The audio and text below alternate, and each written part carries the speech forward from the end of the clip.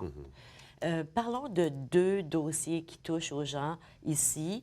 Dans ton rapport annuel 2014-2015, tu avais attiré l'attention sur ces questions-là, mais tu n'avais pas élaboré. Première situation, c'est le centre Jules Léger. Oui. Alors, le centre Jules Léger, c'est un centre où il y a deux secteurs, deux parties. Oui. Une partie pour les enfants qui sont les malentendants et une partie pour les enfants qui ont des troubles d'apprentissage sérieux. C'est ça. Et c'est une résidence. Donc, les enfants, est-ce que c'est une résidence pour la surdité aussi? Pour les deux. Et les enfants peuvent apprendre sur le plan académique durant le jour, mais aussi sur le plan comportemental, social, le soir, après l'école. Puis avant, il y avait une résidence pour chacune des écoles. Mais là, ça a été jumelé, puis ça aussi, ça a entraîné son lot de difficultés. Et ça relevait d'une entité anglophone, la gestion En fait, ça relève directement du du ministère. Comme les Alors, autres écoles. Parle-moi de quelle a été ta recommandation pour le centre Jules Léger, puis où est-ce que c'est rendu? D'abord, juste le dire, ça a été l'enquête que j'ai menée qui m'a le plus touché, que j'ai le plus aimé faire, mais qui était aussi la plus difficile. J'ai rencontré des gens absolument exceptionnels que je salue. Dans le cadre de cette étude-là. Ça a été pour moi, ça a changé un peu ma vie comme homme. Ah oui? J'ai rencontré vraiment des personnes qui m'ont profondément touché. Comment? Bien, c'est de voir cette passion pour leur métier, pour leur travail, puis aussi de voir, j'ai interviewé des jeunes également, et des anciens élèves du Centre Jules Léger, des gens qui me disaient à quel point le Centre Jules Léger a changé leur vie.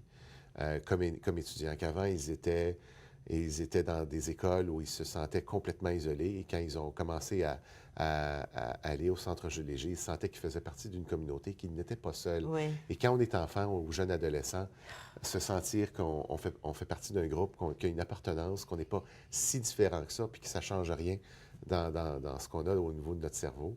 C'est juste une façon autre de s'exprimer.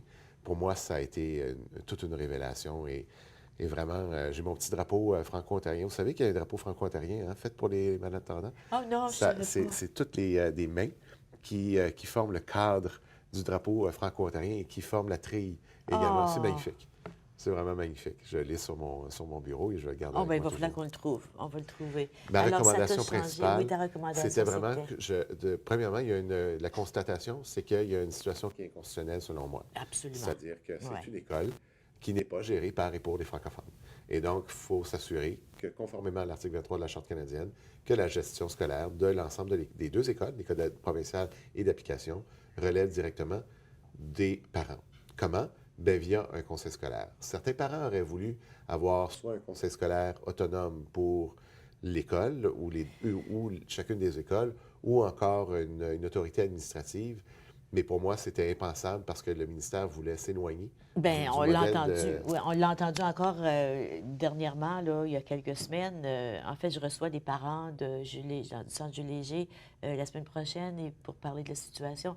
Mais mon travail à moi, c'était d'être pragmatique puis de trouver une solution concrète pour les francophones. et de nous assurer de faire un rapport bien ficelé pour que la gestion scolaire revienne directement au conseil scolaire, qui elle-même se chargerait de trouver un conseil scolaire parmi les 12, qui serait un genre de conseil scolaire de tutelle, mais dont les ordres, si on veut, concernant l'école provinciale, donc pour les malentendants, les sourds, et l'autre école d'application pour les élèves avec des troubles difficultés, pour que ça devienne vraiment un centre d'excellence de l'enfance en difficulté.